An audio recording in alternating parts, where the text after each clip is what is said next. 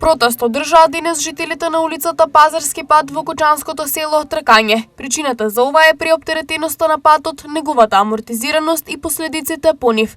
Тие денес побараа и на асфалтна санација на овој пат и забрана за движење на возила потешки од предвиденото. Денешка поводот за протестот е затоа што последните 2 до 3 години ние имаме терор од автобуси и од камиони на оваа улица. Значи дневно минат по 20, 30, 50 автобуса, коли 100, 200 може да минат дневно. Колите ние не може да ги забраним.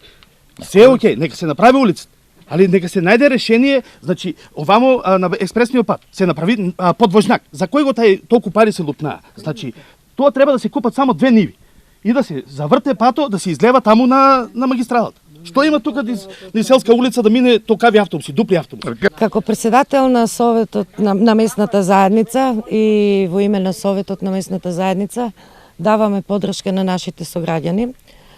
Факт е тоа дека оваа улица стана многу фреквентна. Факт е дека оваа улица не е предвидена за тешки возила, најмалку за автобуси и за товарни возила. И тоа треба да го реши.